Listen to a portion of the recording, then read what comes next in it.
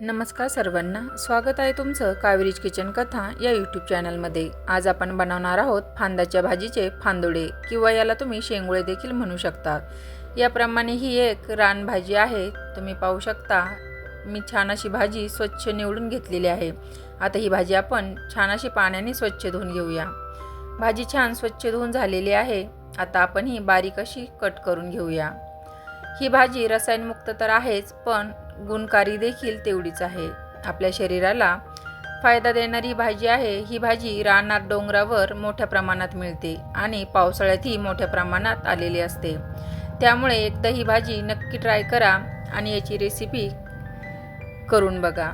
छान अशी मी भाजी बारीक चिरून घेतलेली आहे। आता ही सर्व भाजी आपण चिरून घेऊया। भाजी चिरून झालेली आहे। त्यासाठी लागणारे साहित्य इथे मी हिरवी मिरची, लसूण, जिरं आणि कोथिंबीर घेतलेली आहे। आपल्याला हे मिक्सरमध्ये पाणी घालून याची पेस्ट तयार करून घ्यायची आहे। भरपूर अशी इथे मी कोथिंबीर वापरलेली आहे। यामुळे असं छान चविष्ट फांदोडे आपले तयार होतील। छान असं बारीक करून झालेलं आहे। आता आपण पुढची तयारी करू। इथे मी 2 वाट्या ज्वारीचं पीठ घेतलेलं आहे। 2 वाटी ज्वारीच्या पिठासाठी इथे अर्धी वाटी गव्हाचं पीठ, अर्धी वाटी बेसन पीठ घ्यायचं आहे। सर्व पिठे एकत्र करून घेऊया।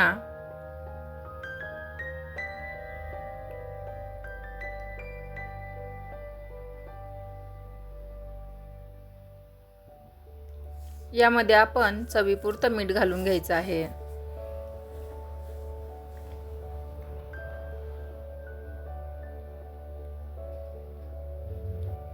थोडीशी हळद घालायची आहे।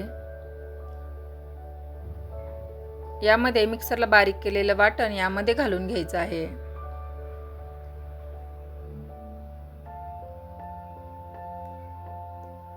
बारीक चिरलेली फांदाची भाजी देखील घालून घ्यायची आहे। छान अशी बारीक चिरून घ्यायची आहे।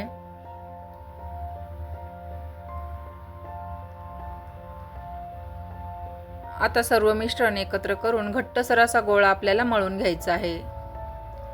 छान असा आपण गोळा तयार करून घेऊया।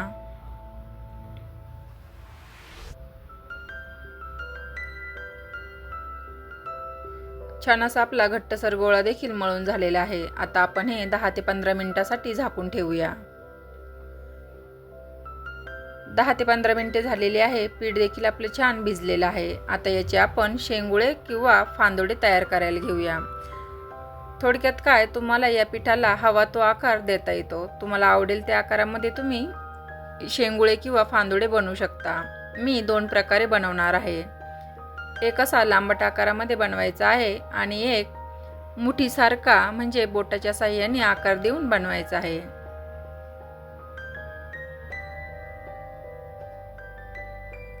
साधी सोपी अशी ही रेसिपी आहे आणि पौष्टिक देखील, त्यामुळे नक्की ट्राय करा।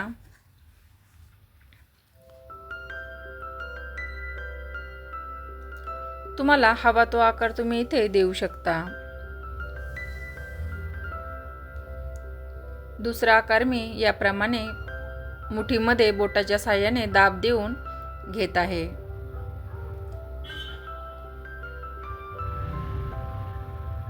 याप्रमाणे देखील आपण बनवू शकतो।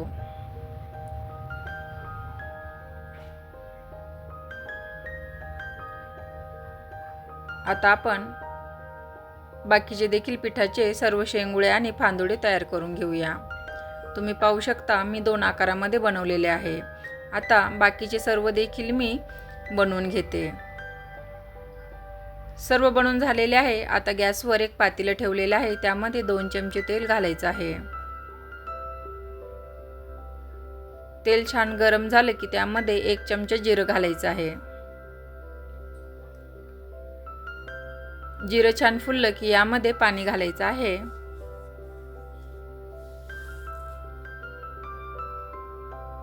पाणी घालून घेऊया।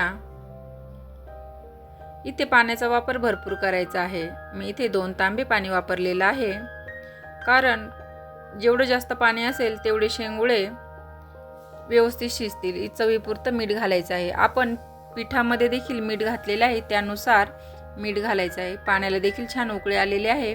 आता बनवून घेतलेले शेंगुळे किंवा फांदोडे यामध्ये आपण सोडून घेऊया।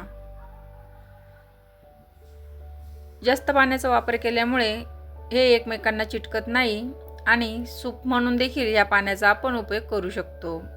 छान असे आपले शेंगुळे तयार झालेले आहे। पाहू शकता पौष्टिक अशी आपली रेसिपी तयार आहे। छान असे गरमागरम शेंगुळे खायला या आणि ही रेसिपी तुम्हाला कशी वाटली कमेंट करून नक्की सांगा। आवडल्यास लाईक, शेअर आणि सबस्क्राईब करायला विसरू नका। व्हिडिओ शेवटपर्यंत पाहण्यासाठी धन्यवाद।